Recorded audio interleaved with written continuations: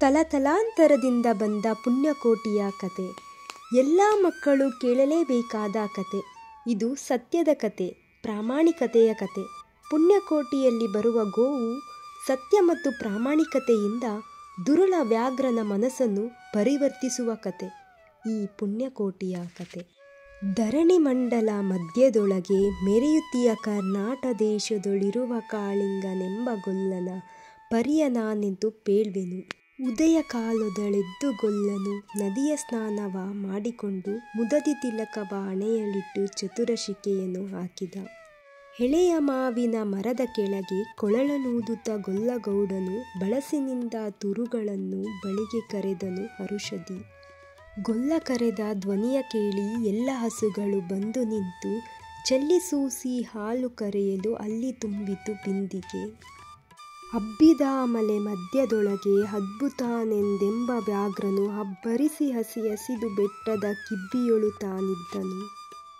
ಪುಣ್ಯಕೋಟಿ ಎಂಬ ಗೋವು ತನ್ನ ಕಂದನ ನೆನೆದುಕೊಂಡು ಮುನ್ನ ಹಾಲನ್ನು ಕೊಡುವೆನೆನುತ ಚಂದದಲಿತ ಬರುತ್ತಿದೆ.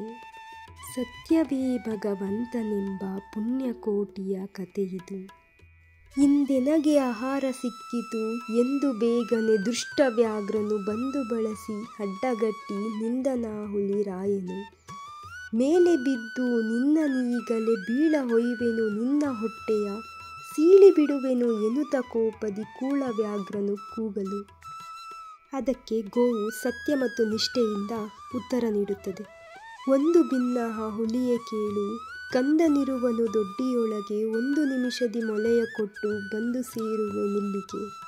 ಅದಕ್ಕೆ ಹುಲಿ ಉತ್ತರಿಸುತ್ತದೆ, ಹಸಿದ ವೇಳೆಗೆ ಸಿಕ್ಕಿದೊಡವೆಯ ವಶವ ಮಾಡದೆ ಬಿಡಲು ನೀನು, ನುಸುಳಿ ಹೋಗುವೆ ಮತ್ತೆ ಬರುವೆಯ ಹುಸಿಯ ನಾಡುವೆನೆಂದಿತು. ಅದಕ್ಕೆ ಗೋವು, ಸತ್ಯವೇ ನಮ್ಮ ತಾಯಿ ತಂದೆ, ಸತ್ಯವೇ ನಮ್ಮ ಬಂಧು ಬಳಗ, ಸತ್ಯವಾಕ್ಯಕ್ಕೆ ತಪ್ಪಿ ನಡೆದರೆ ಮೆಚ್ಚನ ಪರಮಾತ್ಮನು.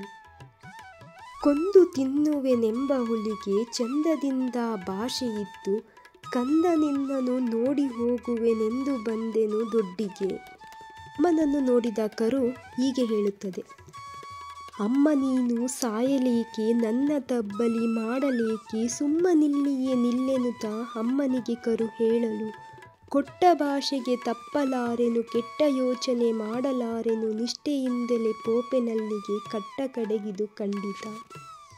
ತಾಯಿ ಕಂದನಿಗೆ ಹೇಳುತ್ತದೆ, ತಬ್ಬಲಿಯು ನೀನಾದೆ ಮಗನೇ, ಹೆಬ್ಬುಲಿಯ ಬಾಯಲ್ಲಿ ಹೋಗುವೆನು, ಇಬ್ಬರ ಋಣ ತೀರಿತೆಂದು ತಬ್ಬಿಕೊಂಡಿತು. ಗೋವು ಕರುವನ್ನು ಬಿಟ್ಟು ಬಂದು ಸಾವಕಾಶವ ಮಾಡದಂತೆ ಗವಿಯ ಬಾಗಿಲ ಸೇರಿ ನಿಂತು ತವಕದಲ್ಲಿ ಹುಲಿಗೆಂದಿತು. ಅಂಡವಿದೆಕೋ ಮಾಂಸವಿದೆಕೋ, ಗುಂಡಿಗೆಯ ಬಿಸಿ ರಕ್ತವಿದೆಕೋ, ಚಂಡ ವ್ಯಾಘ್ರನೇ ನೀನಿದೆಲ್ಲವ ನುಂಡು ಸಂತಸದಿಂದಿರು.